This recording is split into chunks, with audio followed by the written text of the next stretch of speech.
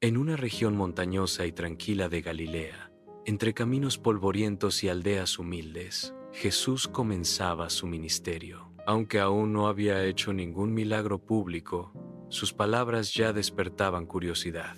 Los discípulos apenas lo conocían y comenzaban a descubrir al Maestro al que habían decidido seguir.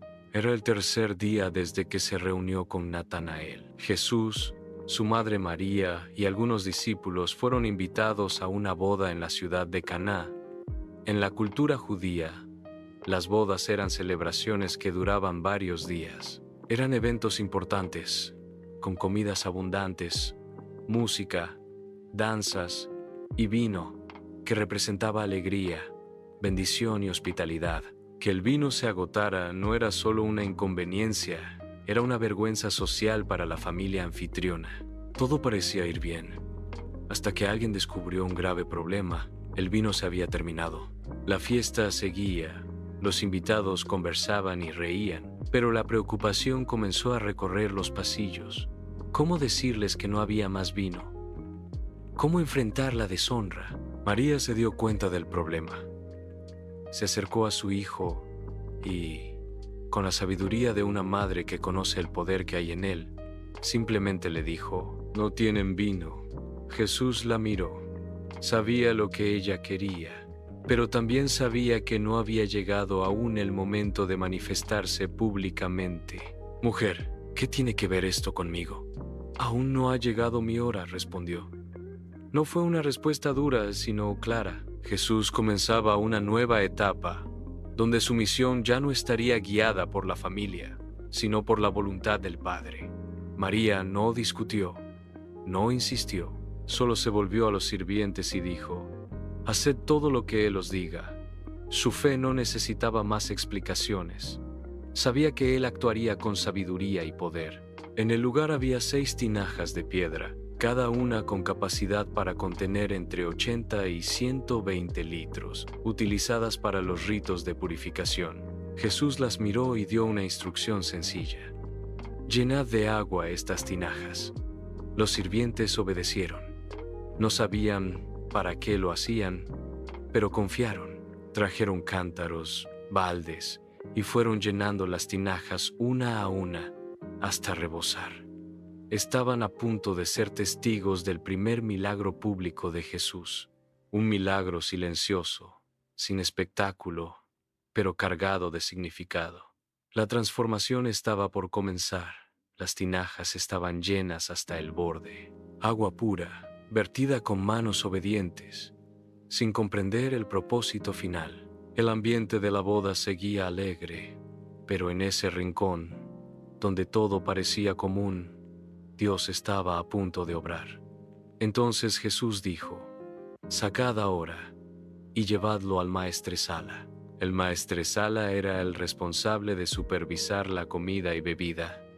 No sabía lo que había pasado. Un sirviente tomó una copa, la llenó con lo que aún parecía agua, y la llevó con cierto nerviosismo. ¿Y si no era vino? ¿Y si lo reprendían? Pero el maestresala tomó la copa, la probó y se sorprendió. Aquello no era agua, era vino, un vino exquisito, el mejor que jamás había probado.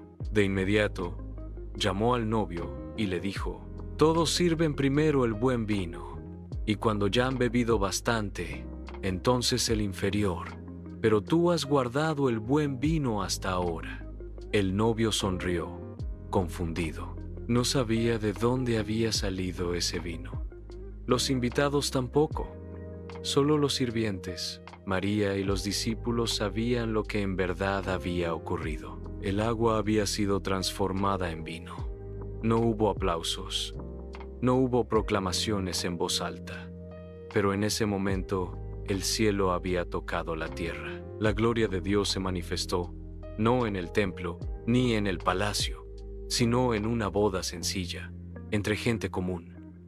Los discípulos, que observaban en silencio, creyeron, comprendieron que aquel maestro al que seguían no era un simple maestro más, era el Hijo de Dios. Y con un gesto sencillo, les había mostrado que donde Él está, lo ordinario se transforma en extraordinario. Aquel día en Caná no fue solo un día de celebración, fue el principio, el primer signo de que el reino de los cielos había llegado. Jesús había hecho mucho más que evitar la vergüenza de una familia. Había revelado, en secreto, el propósito de su ministerio: transformar el agua, símbolo de lo común, fue transformada en vino, símbolo de gozo y plenitud.